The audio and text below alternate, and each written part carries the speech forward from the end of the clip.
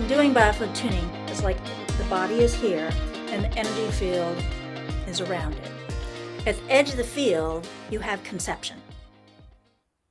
Outside, you have inherited. And if you believe in other lifetimes, outside is where other lifetime stuff is. Personally, I believe that when we're working on this, we're working on the issues for all of humanity. So it's not Like the necessarily oneness. me. Yeah, it's not necessarily me and that in some previous lifetime I actually experienced this. It may be, but it could also be, this is just something that humanity has to deal with. Yeah. All of humanity.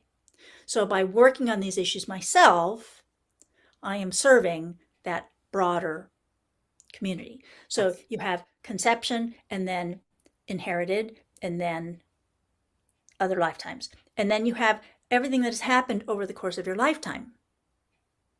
It's all stored in your energy field. Welcome to the Conscious Broadcast. I'm Danielle Kane, and I am excited to have my guest Sandra Lee here with me today. And I'm going to give you a quick bio. Sandra specializes in turning up the flame, feeding your magic, nurturing the excitement for your life and business. Conscious alignment with your gifts and purpose sees you jumping out of bed in the morning to serve. A healthcare provider and energy practitioner for over 30 years, Sandra explains things in a relatable, easy to understand way. She suggests practical, realistic actions so you can see the path forward, whether you're in pain physically, mentally, emotionally, or spiritually. And she uniquely combines human design and biofield tuning, which we're going to talk about today. A primary goal for Sandra is empowering you to be in the driver's seat and consciously create your health, life, and business victories. Thank you, Sandra, for coming on today. Oh, you are so welcome. Yes. I love talking with you and interacting with you. Oh, yes. Well, we have been lucky to be part of a really unique group, Spirit Calling, and that's how we connected. And I felt like we've known each other for a very long time. Forever. Yes. So it was really nice just to kind of sit back and just be myself. And you giving me a little insight on my human design, which we started uncovering the other day. So, well, let's start off with a little bit about how you came to be you in this healing practice. Tell me a little bit about yourself. Do you have a childhood memory that always pops up when you're stuck? It's like it all goes back to that memory. One of those memories for me is I'm 6 years old and I'm sitting on the floor keeping track of the number of times I got in trouble. And around that same time, I used to promise myself over and over again, I'm never going to speak again. Wow. Because everything I did was wrong and everything I said was wrong. Now, I don't know if that was actually true, but that's what it felt like to me because of my interactions with my mother. And so as I go through my life and building a business, it keeps coming up, this same old limiting belief stuff. I'm bad and I hurt people. Nobody wants to hear what I have to say, all of these things. And so that's what got me to get into doing healing work, initially to heal myself. Right. But then also to help other people. Now, what did you have any siblings growing up, or was it just you and your mom? Tell me a little bit about that. Yeah, I have a sister and a brother. And where do you fall in line? I always felt kind of separated from them. Like I always felt disconnected. I felt like I don't belong, part of that whole same set. Like the black sheep of the family?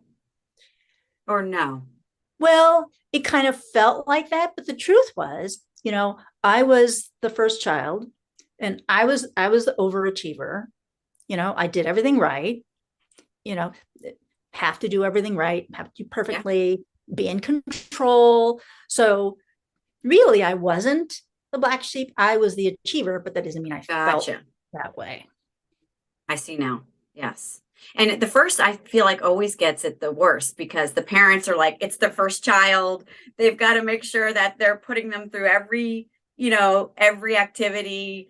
They're bringing home great grades. So there's a lot of pressure for the first child. Yeah. And then, let's talk a little bit about human design here. Yeah. When I learned about my human design, it's like, it just makes sense of all of these things. It's like, that's what was happening. That was going on. That's why I felt that way. So understanding about my human design, I call it a cosmic blueprint, helped me make sense of the experiences I had in my life and the ways that I interpreted all of the things that happened. Yeah. And so do you want to get into how you found human design, or do you want to go into a little bit about the energy healing that you did first? I had been doing a whole variety of different types of energy healing before getting into human design. I've been doing human design now for 12 years. So I've got, a good period of time where I'd already been doing healing work before. And I started doing energetic modalities and not really feeling like I was getting results. Mm-hmm. I And was doing facade. what kind of things were those? What kind of Reiki, acupressure, so many different techniques that I don't even remember what they all are anymore. But you jumped into so many because you were like, I need to come up with something that's going to help me clear out whatever's holding me back. Yeah. Because we've all been there. I've done them all too. And they're helpful to a certain extent, but they don't, there's something that you need that like literally catapults you into flow state or alignment, would you say? Yeah. Okay, great. So, partway through that journey, I was still, doing all of these healing things. And that's when I found human design. And I was on a webinar where, those teleseminar series where there would be 30 different presenters all doing something different. So my human design teacher, Karen Parker, was one of those people. And I'd never heard about human design before. Before that, I thought that the positions of the planets didn't matter to me because my experience of astrology was like, this is irrelevant. I don't know what this has It's to like do the with stuff anything. that you see, like, on the daily. Well, back in the day, it would have like a section in like the newspaper or those feeds that you get, like here's your horoscope for the day. I can see that. Yeah. I had even had like a whole bunch of actual readings, personalized readings. And I was like, oh, that's great. But none of it actually affected my life. I didn't and I still don't remember things from my astrology chart. It doesn't seem to have relevance for my actual life. So I thought that the positions of the planets didn't matter to me. And then I found out about human design and learned that, oh, that is so true. Because I learned about myself and my relationship with anger. This is an ongoing issue in my life. And I was like, oh, there's nothing wrong with me. I'm supposed to be this way. And human design helped me learn how to relate to my anger and how to manage it. Love that. And it took this aspect of myself that I hated, like there's something wrong with me, that made it just something that is, I can be peaceful about it. Right, right. And interestingly enough, because anger had been something that my son was going through, and it's interestingly enough, I was bringing it up at the gym that I work at, and someone was so kind that gave me 2 books on anger. And I just started reading a couple of pages, and it's saying it's an emotion that we adults don't think it's acceptable. However, if your child never expressed anger, we would have major concerns, wouldn't we? So it's like these things that we want to just like, no, that's a bad emotion. And mine is frustration, which totally can relate to that, like totally. And can't be frustrated. That's a bad thing. So it's wonderful that it's showing us that these are all expressions that we should be having that are natural, but it's harnessing it so it's not taking over, right, our lives. Yes. If we didn't have frustration and anger, then nothing would ever get done. it takes us getting, oh, this isn't working, to the point where we have to take action to deal with it. So it turns these, what we perceive of as being problems, Right. turns them into gifts, turns them into strengths. I love that. That's so great. So you started, you had your teacher, you got into human design. Tell me let's tell the audience who might not be familiar with human design what it is exactly. I call it a cosmic blueprint because it's based on where the planets were at the time you were born. Similar to astrology, but a little bit different. And it tells you different information than there is in an astrology chart. I know people who have done astrology, love astrology, and we learn about their human design and they can see how they fit together. Mm-hmm. So they complement very nicely. Right.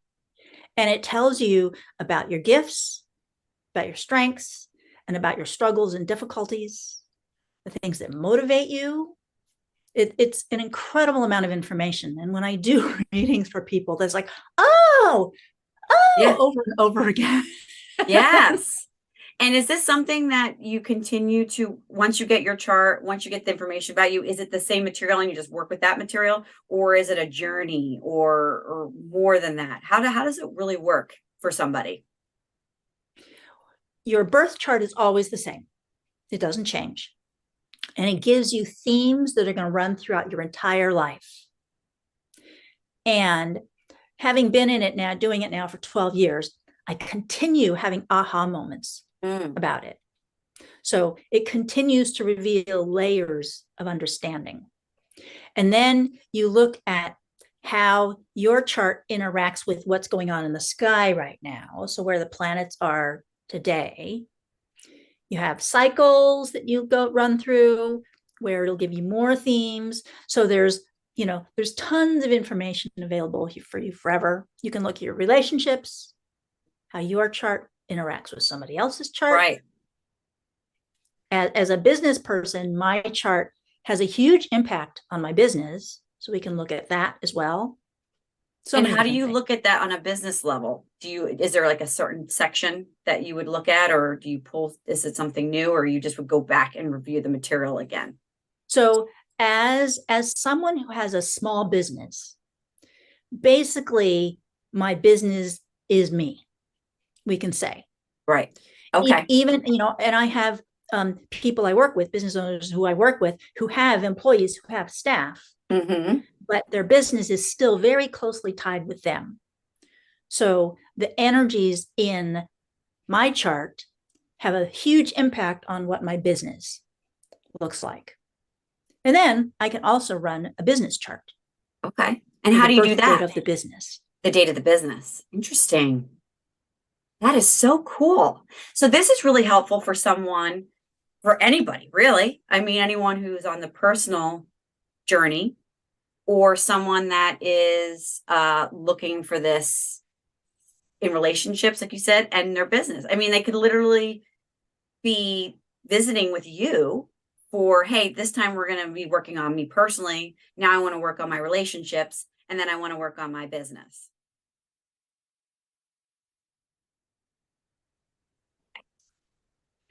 So I have been doing human design, like we've been talking about, and biofield tuning, using tuning fork and sound. I've been doing them together. And here's a really great story that I love. One of my clients is a really successful person. She's a trainer, and she had taken a break so that she could get more in alignment with her purpose. She wanted to do better with what she was doing. And so she just took like a sabbatical. And we started with biofield tuning, and then we did human design. And we were primarily helping her for her business. But pretty quickly, she realized that what she was learning was applying to her life as well. When we did her human design chart, just kind of like she had all of these wake ups, these awarenesses about herself and her childhood and her relationship with her family and the belief systems that she had carried forward from being a child. And we looked at her human design chart, and she saw, oh, in my relationship with my teenage son, This is having a huge impact. So she started really interacting with her son differently, totally transformed that relationship. And then, oh, look at my relationship with my partner. More awareness, better communication, more relating with her partner. So she started seeing the differences in her family life first. And then, oh, so it's like looking at myself in my business as I interact with people that I'm doing training with.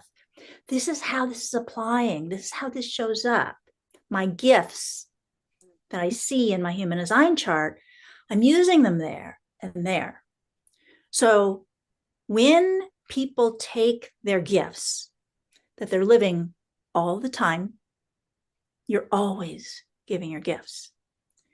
The issue is that most people aren't consciously aware of this. So when I take something that I do all of the time, like when she was doing her training, with awareness of it consciously, it totally changes it.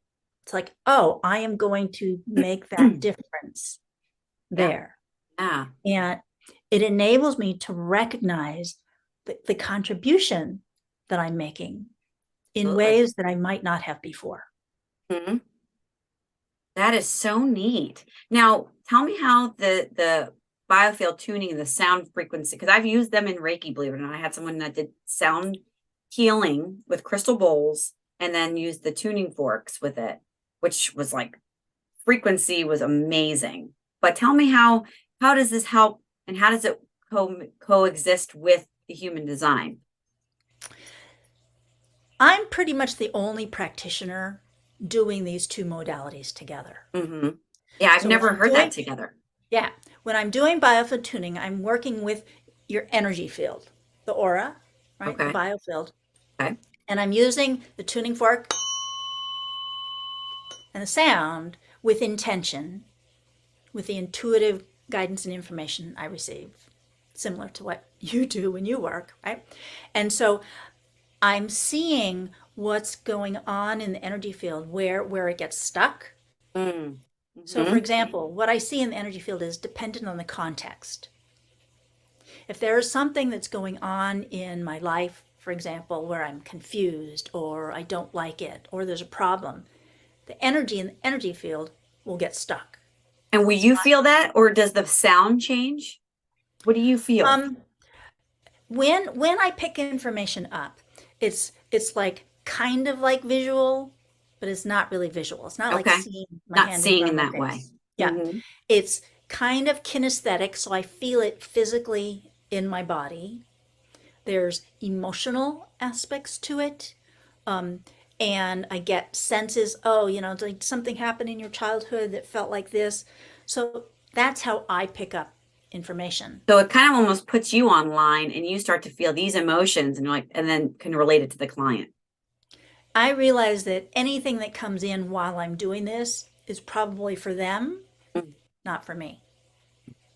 And there's something about this modality, biofield tuning specifically, because I had done other tuning fork work before and it didn't have that effect. This particular modality dramatically increases the amount of information that I receive.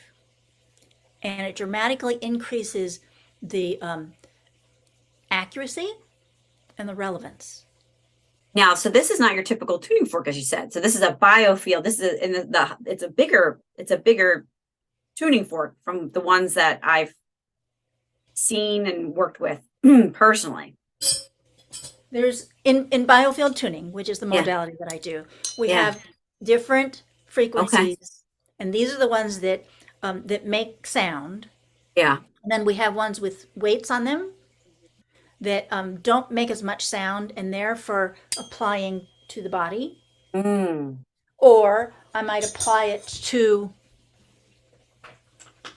I also might apply it to a crystal Oh, really or a cool. stone. I love Yeah. it. Now, if you're doing a remote session and you know you're guided to grab one of these, and you need to put it somewhere for the client, will you put it on yourself if like you feel like the wrist needs attention? Does that work that way, or only in in-person session? I don't apply it to my body Okay. for them. but it still totally works. Yeah, yeah. In my mind, That's how you I do it. see that I am working on your body, Yes. and people feel it. So curious. This is where I get really curious. This is why I end up doing, we're going to be tapping into this very soon. So if I am with you though, do you do in person as well? I used to, and it depends on what the person has going on. Okay. If somebody has something physical going on that would benefit from physically moving tissue, like doing Yeah, massage, then I might. you might. But really, more I am heading towards doing it all virtually because depending on what it is, I find I am more able to have an impact remotely than in person. Perfect. Yes.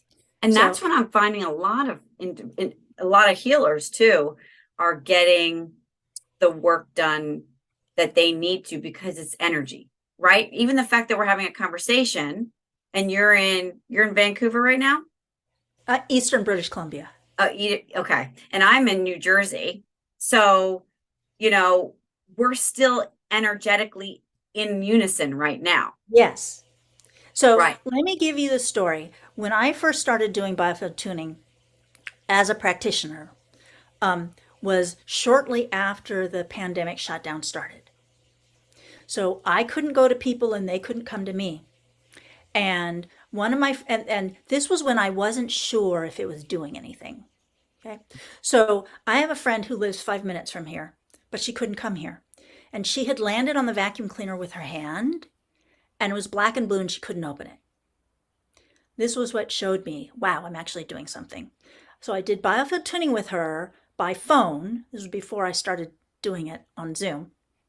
And while I was working on her, the bruise went away and she could open her hand. Like how fast?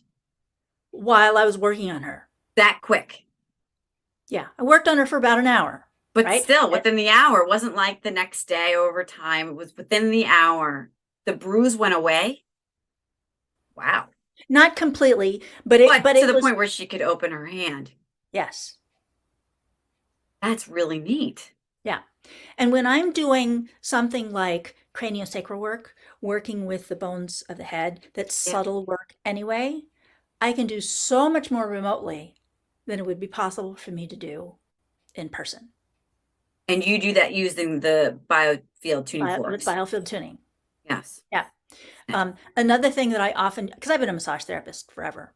So when I do something relating to people's posture, like head, neck, pain, back pain, shoulder Yeah. issues, Yeah. a lot of that is postural. Yes. And I do a lot of that with biofield tuning.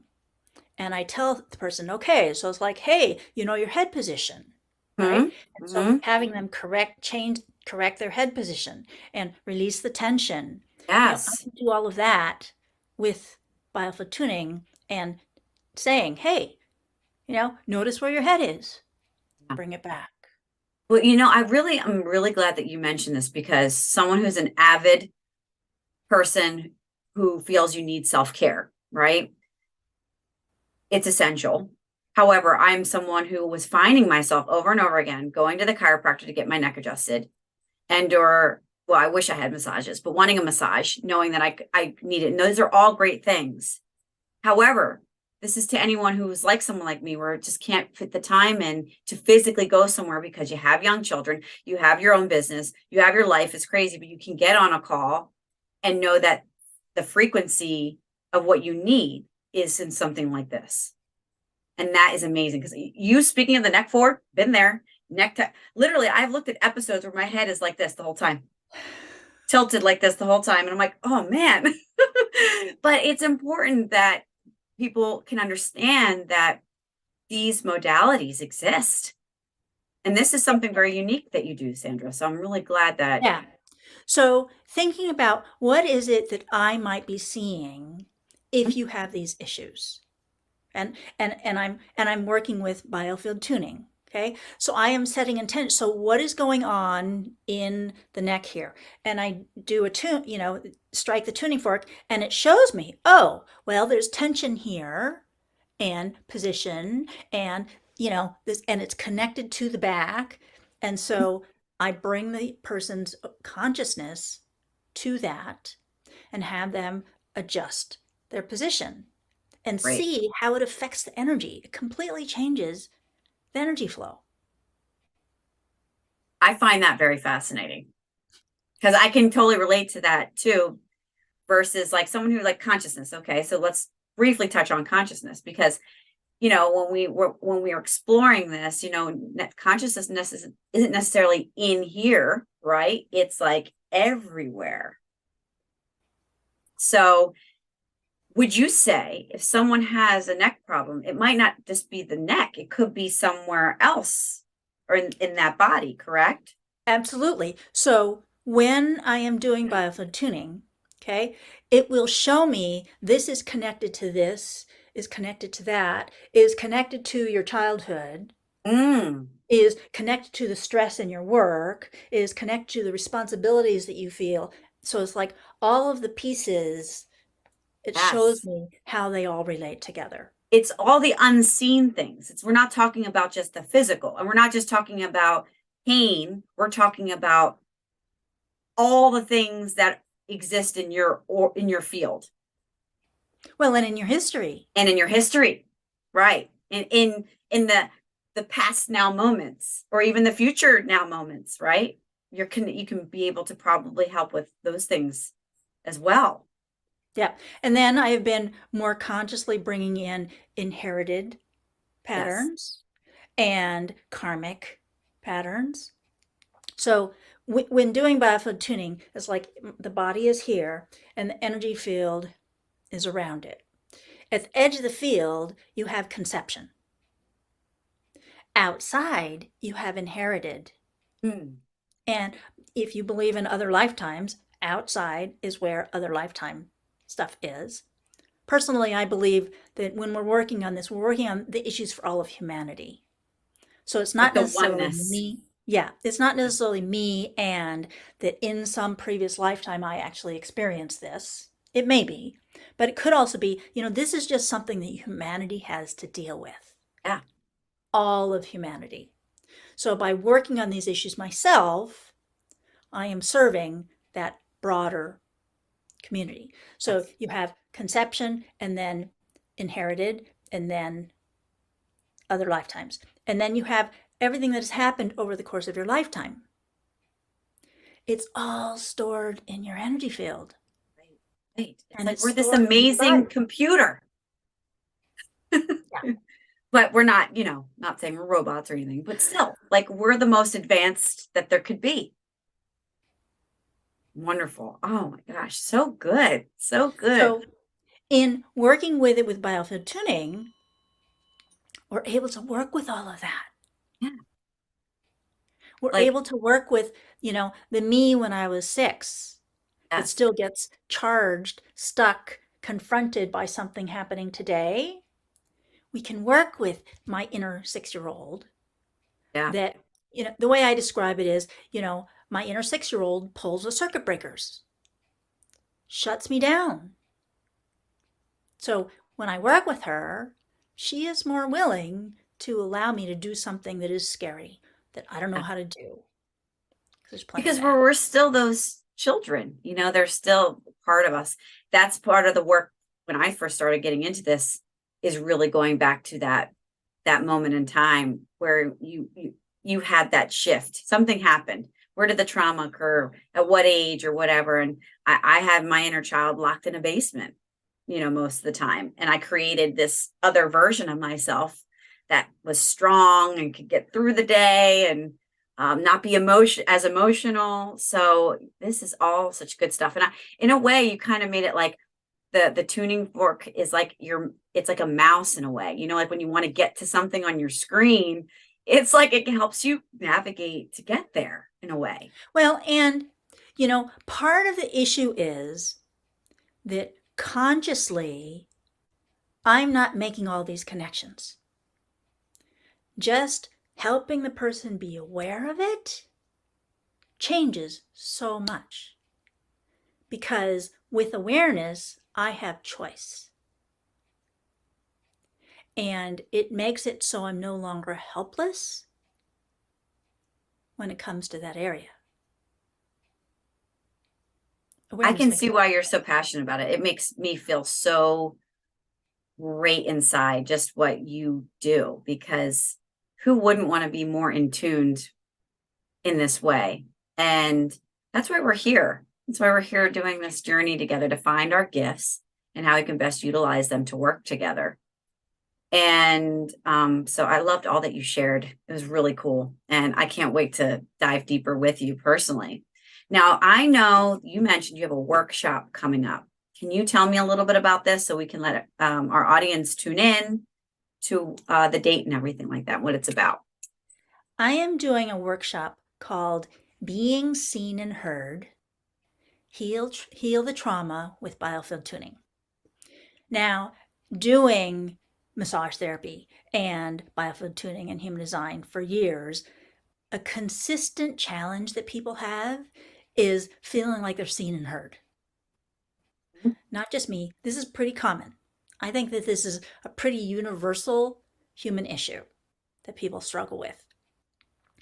And then over the past 3 years, with all of this stuff that's gone on in the past 3 years, there's been a lot of suppression, a lot of fear, a lot of upset, anger, grief, shame, guilt, has been used to Sure. control people and their behavior. And I decided to create this workshop when I was thinking about this and realizing that even though now a lot of the restrictions are no longer being imposed, when I am thinking about talking with someone or writing to someone, I was like, oh, wait, is this person possibly going to get upset about what I'm Mm. going to say? And I censor myself. Mm. Yeah. And, when I am walking through the grocery store, oh, wait, I can't get too close to people. All of these fear based limitations that Yeah. were placed on Yeah. us, I realize that I've internalized them. Mm. Me, someone who is conscious of all of this and aware, I am still noticing the self imposed limitations from these internalized restrictions. Right. And it's all based on fear. Right. So I wanted to do what I call a human collective session, where I'm working on Mm. all of humanity. And I've been doing these human collective sessions since 2021, and they are incredibly powerful. This sounds amazing. Yeah. So to allow us to release all of the load, I mean, it's been over and over and over again. Yeah. All of this stuff and all of the traumas that have happened that have led to more fear, Yeah. more manipulation. It's And funny so, that I feel you talking about this and I can feel the load, because I feel like a lot of us are kind of wanting to hold some of the load for the people that are like vulnerable right now. And we, at some point, there's a breaking point and it's going to go. So why not ease that load and that a little bit, right? yeah, so that we all can start having more freedom Yes. to be ourselves, because they're having to, relax some of these restrictions now. So the the fear about getting close to people, for example, is no longer necessary. The fear about breathing. Oh my gosh, so much fear about breathing. Oh, which is And free. It's you are a sovereign being that can breathe this air. and it's now known that none of that restriction on breathing was actually necessary or Right. effective. It's all coming out. Right. And so, but people are still afraid to breathe. Right. Well, I think there's a lot of concern too, if you're watching media, which I've shared openly on my channel. This is why I created the conscious broadcast, because I want to create stories and real news where we're not driving a narrative of propaganda and fear. And so thank you for sharing this, because we can let go here. This is real. This is happening right now. Someone's actually helping people using her gifts to find their true, authentic freedom that we've somehow along the way decided to shut off. Yeah. Well, Right. and the people who have imposed these restrictions on us, they understand that almost everybody has some fears about self-expression and being seen Sure. from their childhood. Yep. And so they capitalize on that, knowing that this is an issue that people have anyway. Right. They come with their authority and force people basically Yeah. to do things that they wouldn't have done otherwise. And it's a way to control the population. I mean, let's Yes, just say it that way. it And is. there is no fear about that, because as you get deeper into your human design and other modalities out there, you can find that there's nothing to be afraid of. It's only one way: fear or love, fear or love. So this workshop is going to help you release the load of all of that fear that has been imposed on you over the past 3 years, and hopefully also help you find some freedom from the younger childhood based fears that really were more truly survival based. Yeah. Because when you're a child, you Yeah. have to do these things to survive. Right. So my workshop is called Being Seen and Heard, Heal the Trauma with Biofield Tuning. So it's going to be doing biofield tuning. And it does on May 10th at 4 p.m. Pacific time, 7 p.m. Eastern time. And there's a website where you can go and register for it. That's on a Um, Wednesday, the 10th yeah, of May, it's on right? Wednesday the 10th, Okay. and it's beingseen.miracleinspirations.com. Very exciting. It will be recorded. And like I mentioned a few minutes ago, these human collective sessions are so, I call them evolutionary every time I do them, because it really feels like that a lot gets changed. Now, do So you go live that night, or is it just you and it will people? be live. It will be live and recorded, Okay, and you'll get the great. recording. So you can listen to it again. So Yeah, each time you listen to the recording or watch the recording, because you get both video and audio, you yeah, get the healing again. wonderful. And I also want you to tell me a little bit more about how we can find you if someone wants to reach out and get a session with you, and or other things that you do on a monthly basis. Would you mind sharing that with us as well? Sure. So my website is miracleinspirations.com.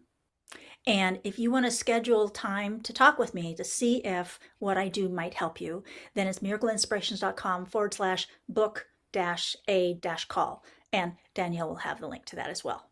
Perfect. Perfect. Awesome. And I know you do something also. Is it on Thursdays, the second Thursday of every month?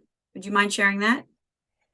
The third Thursday of Third every Thursday. month on Facebook Live, I do a 10-minute biofield tuning session once a month, and people love those. Yeah. And then for those people who are interested in joining us in Spirit Calling, I'm starting to do a similar thing for the Spirit Calling community the second Thursday of every month. Okay. That's what it was. Awesome.